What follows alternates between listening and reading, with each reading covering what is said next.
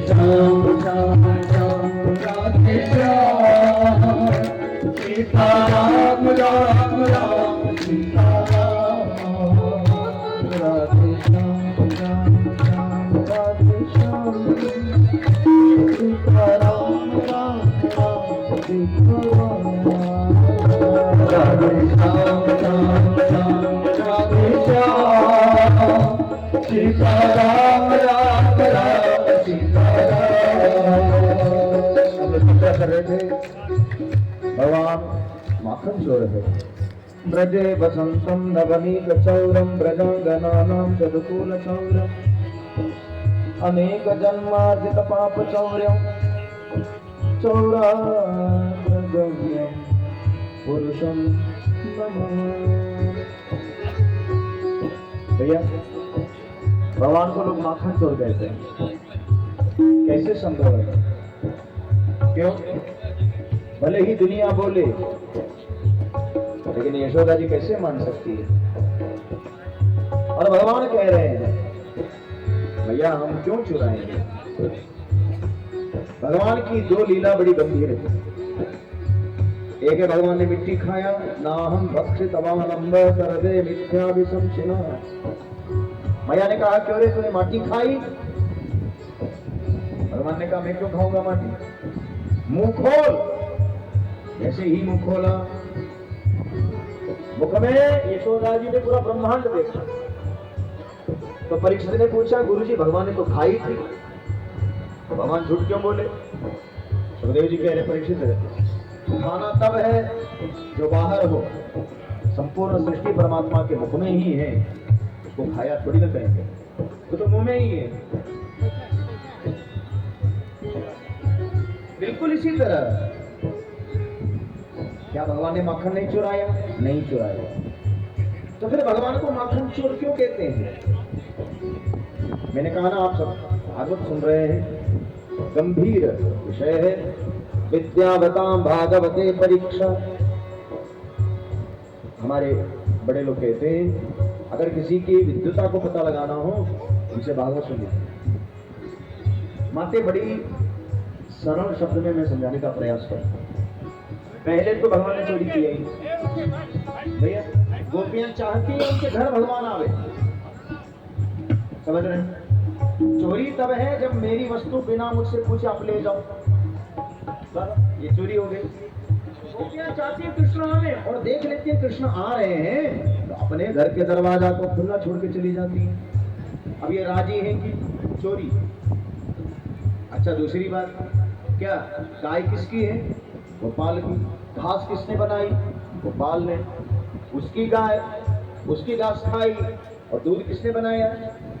उसी ने। असली चोर तो हम हैं, असली चोर तो मैं हूँ। भगवान की वस्तु को मैंने अपना मान के रखा है।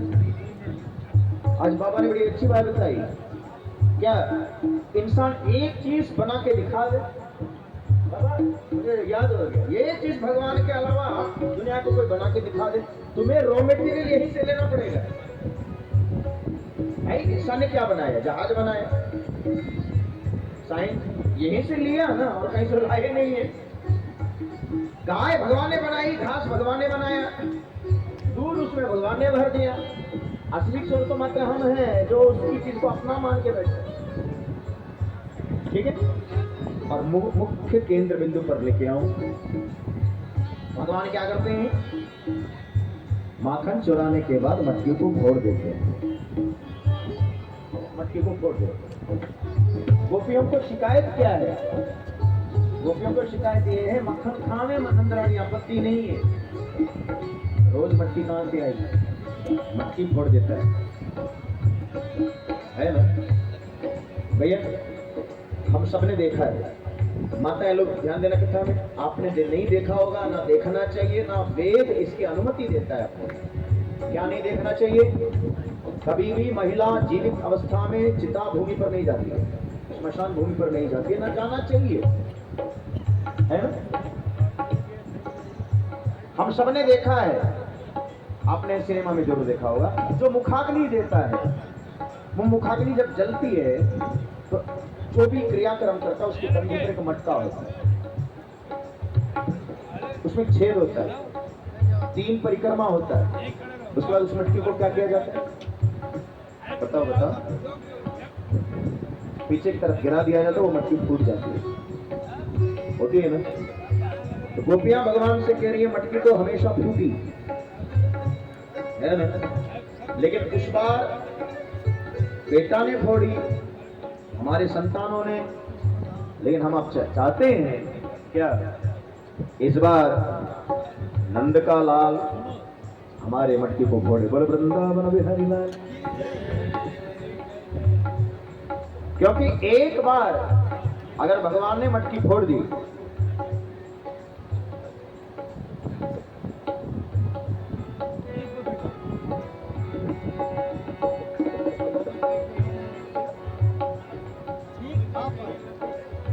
भक्तवत्सल भगवान,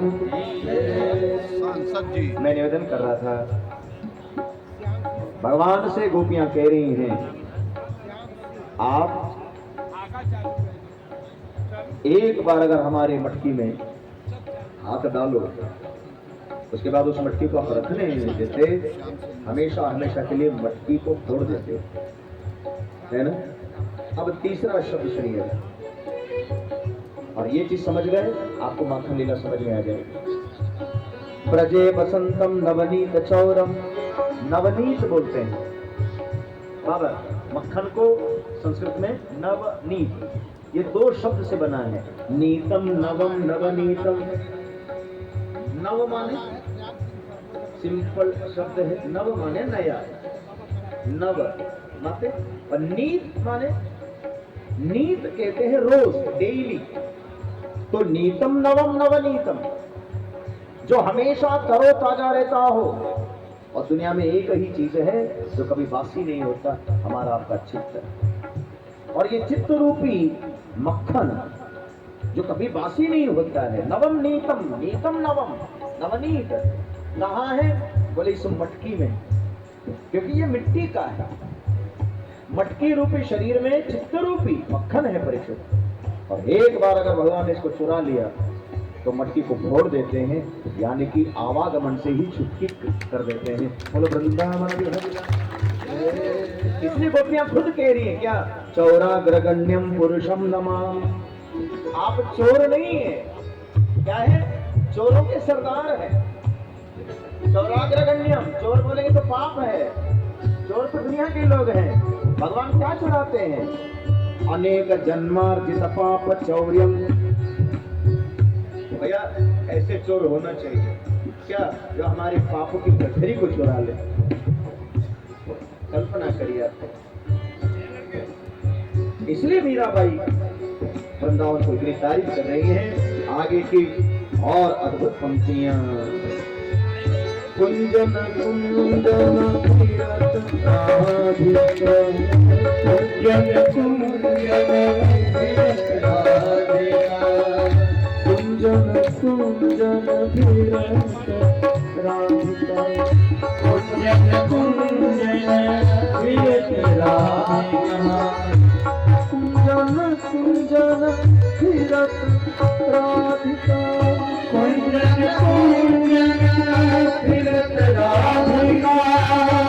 शब्द सुनत मुरली तो आले लागे वृंदावन,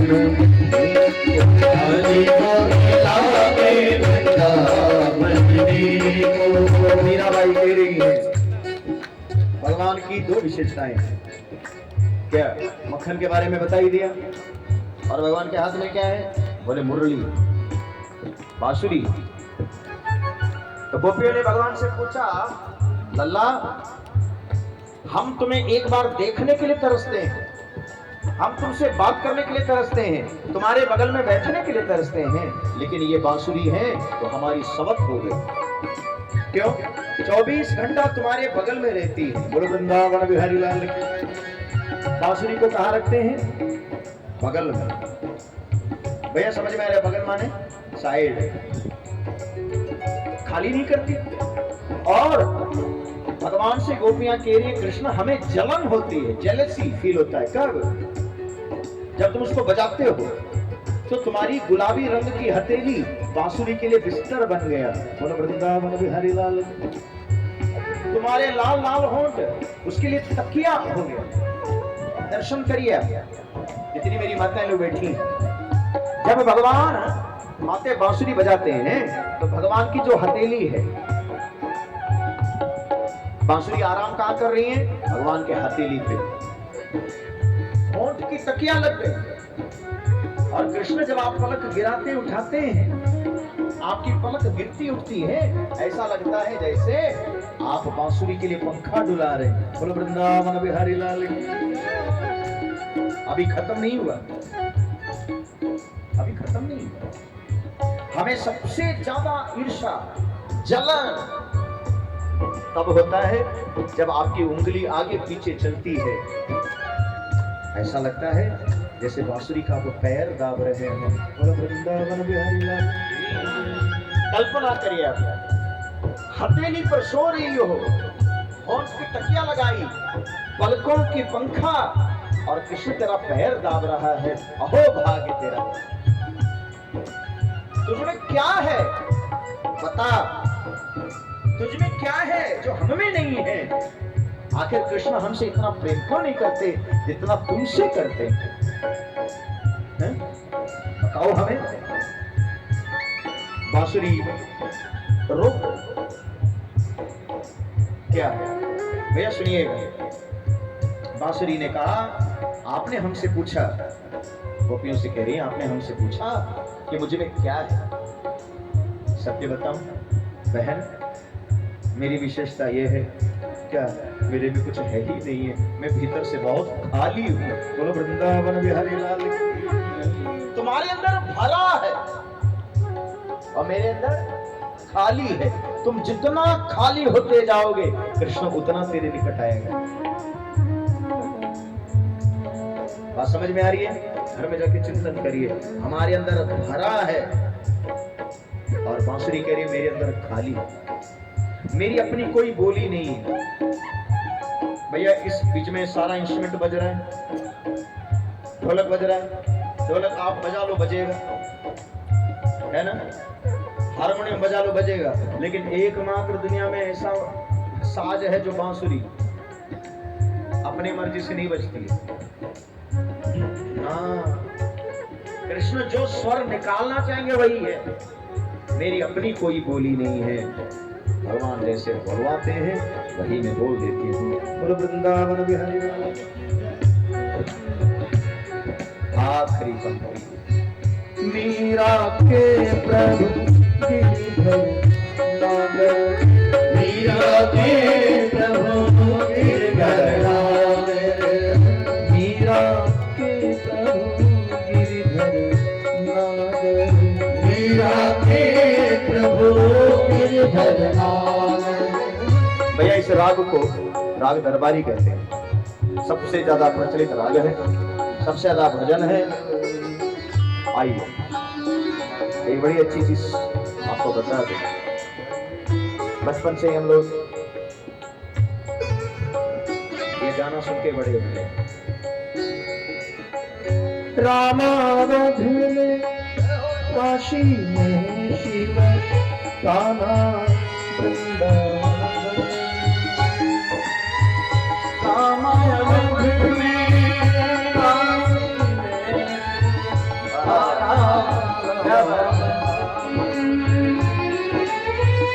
रामावध में काशी में शिव कान्हा वृंदावन। दया करो प्रभु एक बने सब, दया करो प्रभु एक बने सब। घर घर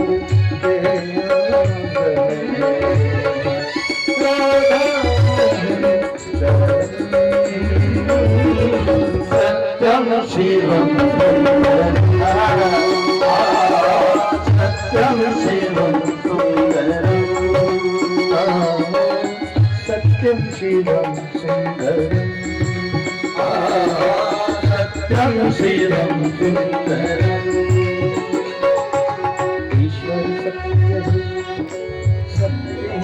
है, शिव ही सुंदर है। सत्यम शिवम सुंदरम, सत्यम शिवम सुंदरम। ये राग इस भजन में भी है, मैं बस आपको समझाने के लिए बता रहा था। भाई आज भी ये सुनते ना तो बड़ा अच्छा लगता है। ये क्या कंपोजिंग है सब। राम अवध में, काशी में शिव, कान्हा। मीराबाई अपने हृदय की बात ठाकुर जी से क्या कह रही है, सुनिए। मीरा के प्रभु गिरिधर नागर, मीरा के प्रभु गिरिधर नागर, मीरा के प्रभु गिरिधर नागर, मीरा के प्रभु गिरिधर नागर, मीरा के प्रभु गिरिधर नागर, मीरा के प्रभु गिरिधर नागर। भजन बिना नर देखो अविधर नागे वृंदावन, हरे गोहे राधे वृंदावन को, सखी मोहे लागे वृंदावन को, सखी मोहे लागे वृंदावन को, आली मोहे लागे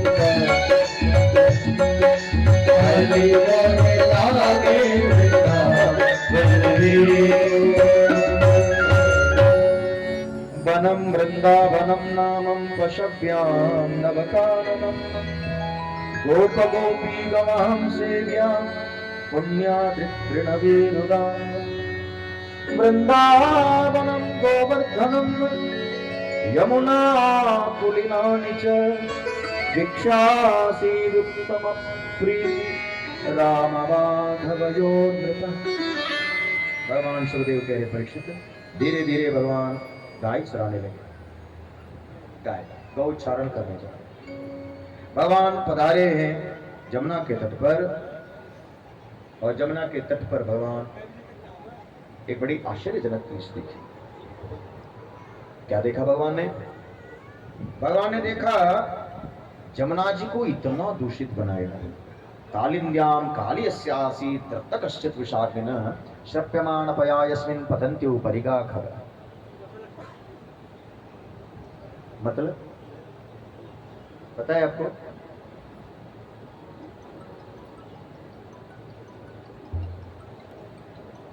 सारे जमुना जी के अंदर इस कालिया के रहने मात्र से माते जहरीला हो गया। ठीक है, भगवान ने मन में सोचा जमुना मेरी है, मेरा घर है, सफाई मेरी जिम्मेदारी।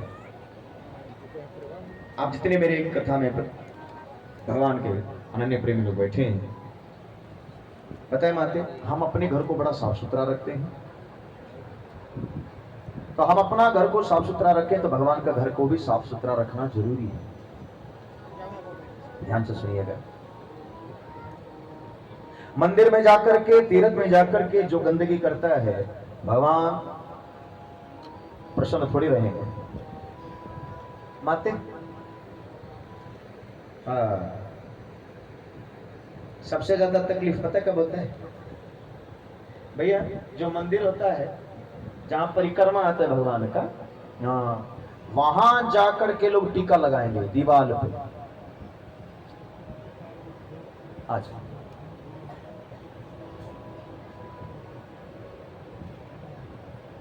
56 भोग है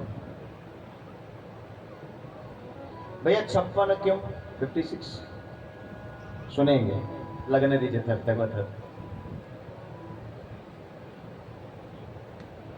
अब तब तक आगे का प्रश्न सुना दो आपको। मैं निवेदन कर रहा था, जो तीर्थ में जाकर के, मंदिर में जाकर के गंदगी करे, अन्य क्षेत्रे कृतम पापम पुण्य क्षेत्रे विनिश्यति, पुण्य क्षेत्रे कृतम पापम वज्रलेपो भविष्यति। अब बताओ, बाहर पाप करेंगे तो कथा में धुल जाएगा भैया, और कथा में पाप करेंगे तो क्या होगा? हो जाएगा साथ में। बाहर पाप करोगे गंगा जी में धुल जाओगे, गंगा जी में पाप करोगे तो वो कहां जाएगा? मंदिरों में मैं तो कहता हूं भगवान को स्पर्श करना बिल्कुल मना है। हाँ, अगर भगवान को छू के प्रणाम करना है तो मंदिर की सफाई और भगवान की सफाई की जिम्मेदारी भी ले लेनी चाहिए। बोलो वृंदावन बिहारी लाल, समझ रहे हैं? दूर से प्रणाम करो। आजकल मंदिरों की दुर्दशा देखे हैं भैया, 2 पूड़ी इतना हलवा शंकर जी के सिर पर, आप बोलो 2 पूड़ी इतना हलवा नंदी के पीठ पर, गणेश जी के पैर के पास। मानते हैं हद तो पता कब होता है? हलवा का ऐसा लड्डू बनाया, हनुमान जी के मुंह में चिपका दिया, मुंह में से। मनमुखी पूजा मत करिए। आज भगवान ने गेंद के बहाने जमुना जी में छलांग मारा, लेकिन हमारे यहां लोग कहते हैं लात का भूत बात तो मानेगा। कालिया ने सैकड़ों फण डराने के लिए भगवान को दर्शन कराया। भगवान ने कहा दिखा दिया ना तूने अपने औकात, मैं तुझसे प्यार से बात कर रहा हूं तो इसको खाली कर, ये मेरा घर है। हा? भगवान ने कहा अब तुम मेरी औकात देख। नतीजा क्या हुआ? भगवान ने छलांग मार करके कालिया के ऊपर खड़े होकर के, तीनों लोकों में कितना वजन होगा माते बताओ? तीनों लोकों में कितना वजन है? भगवान ने जब पूरा शरीर पर धारण किया, कालिया का दम घुटने लगा, सांस बंद होने लगी, छटपटाने लगा। भगवान ने कहा अब तो तुझे इसी में मारूंगा, लेकिन धन्य है क्या? आगे की बात सुनिए, बड़ा सुकून मिलेगा। कालिया के ऊपर जब भगवान खड़े परीक्षित, तो भगवान के कानों में बड़ी सुंदर आवाज सुनाई दी। ये किसकी आवाज है? और कोई नहीं, कालिया की पत्नियां थी, असंख्य नाग पत्नी, यानी कि कालिया की बहुत सारी पत्नियां थी, नागिन जिसको कहते हैं। सब अपने अपने आंचल, माते आंचल ही बोलेंगे ना, साड़ी का आंचल पसार करके खड़ी होकर के बोली, ठाकुर जी आप 2 मिनट हमें सुनो, उसके बाद चाहे निग्रह करो चाहे अनुग्रह करो। निग्रह माने खत्म करो, अनुग्रह माने कृपा करो। क्यों? हम पत्नी हैं, हमारी मांग का सिंदूर आपके पैर के नीचे दबा है। हमारे 2 मिनट इतना तो हमें चाहिए, हमारी भी तो सुन लो। भगवान ने कहा बोलो। कालिया की पत्नियां कालिया के सामने भगवान से बात करते हुए कह रही हैं, न्यायो ही दंड कृतकिल विशेष में तवावतार खल निग्रहाय रिपुसुतानाम अपितुल्य दृष्टो दत्सेदमं फलमेवानुशंसत। हमने पहचाना, भले हमारे पति ने आपको नहीं पहचाना, आप कौन हैं? तवावतार खल निग्रहाय, आपका जन्म क्यों हुआ है? बोले दुष्टों का संहार करने के लिए। लेकिन ठाकुर जी जो किसी में नहीं है वो आप में क्या? रिपुसुतानाम अपितुल्य दृष्टो, रिपु माने दुश्मन, पुत्र माने बेटा, आपके नजर में कोई भेद नहीं है और न्याय आप करते हैं। हम क्या करते हैं? खास करके माता लोग सुनना, ठीक है? वही गलती अगर बेटी करे तो जायद, और वही अगर पतोहू करे तो बाप रे बाप, और कलयुग आ गया। बस समझ रहे हैं? वही गलती बेटा करे तो ठीक, और वही गलती दामाद करे तो खराब। लेकिन भगवान ऐसे नहीं है। भगवान तुल्य दृष्टि रखते हैं, भेद दृष्टि नहीं रखते। भगवान ने कहा बताओ क्या सुनाना है तुम्हें, तुम सुनाओ।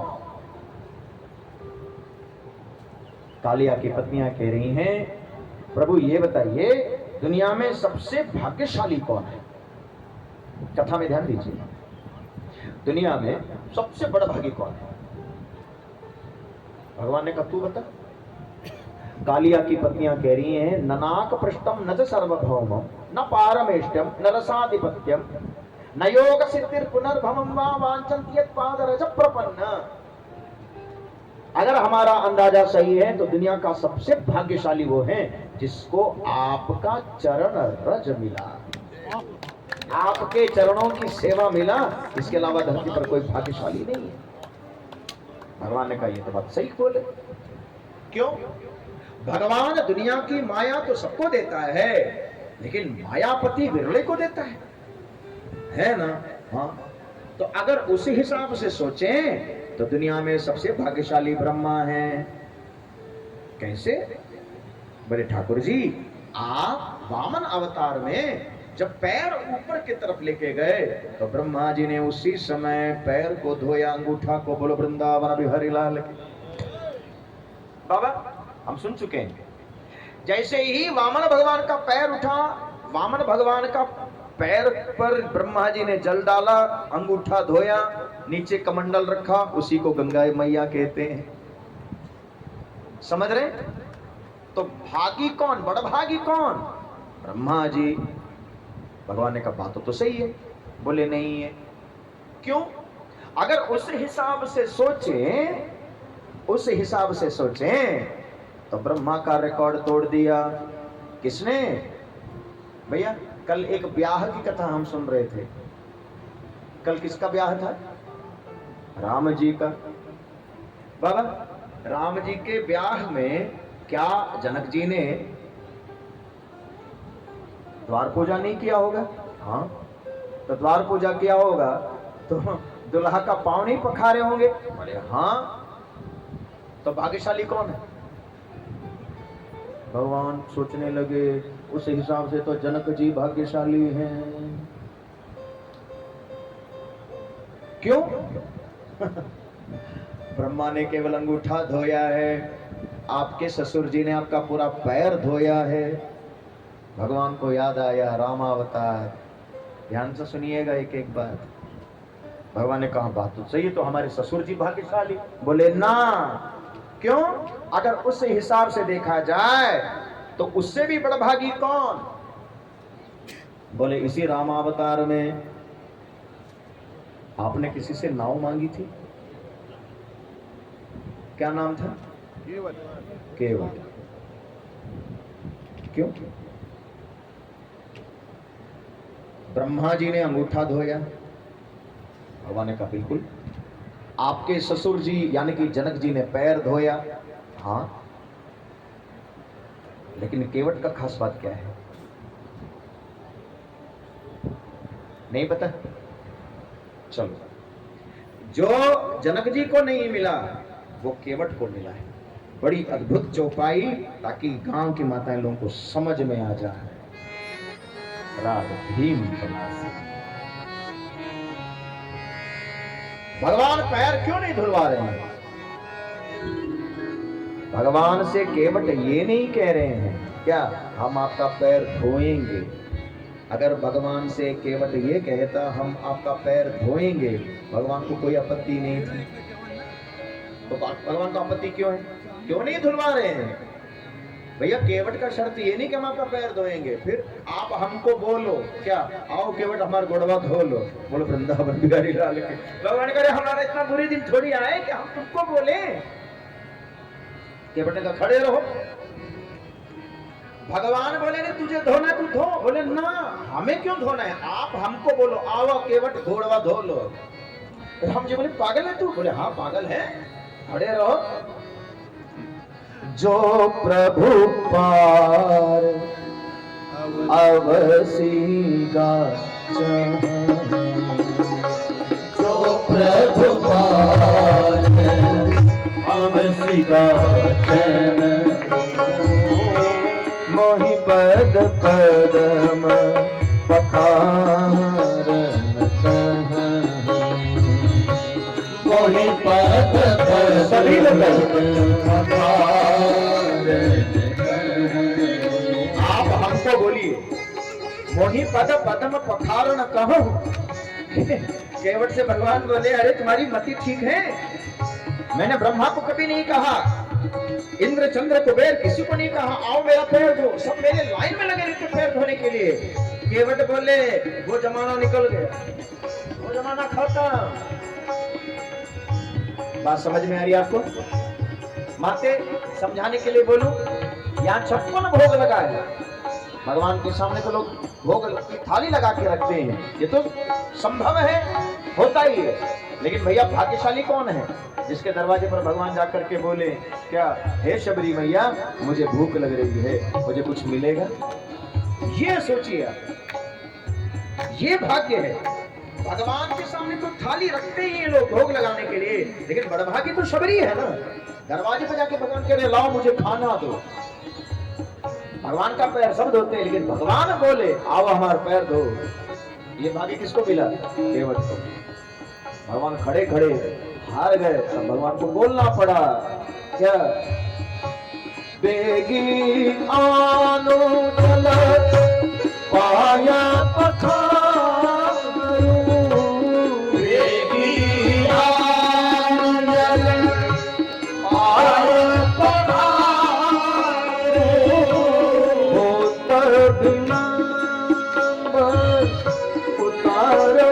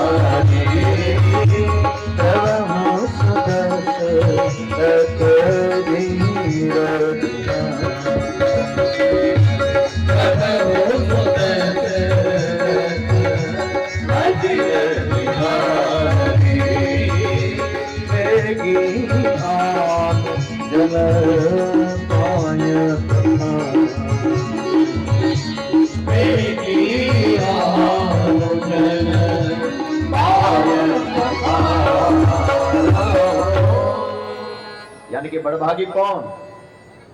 भगवान ने कहा केवट। क्यों? ससुर जी को तो नहीं बोले, केवट को बोले ना आओ पैर धो। कालिया की पत्नियों ने कहा अगर केवट बड़भागी है तो केवट का भी रिकॉर्ड किसी ने तोड़ दिया। किसने? बोले ब्रह्मा का रिकॉर्ड जनक जी ने तोड़ा, जनक जी का रिकॉर्ड केवट ने तोड़ा, अब किसने तोड़ा?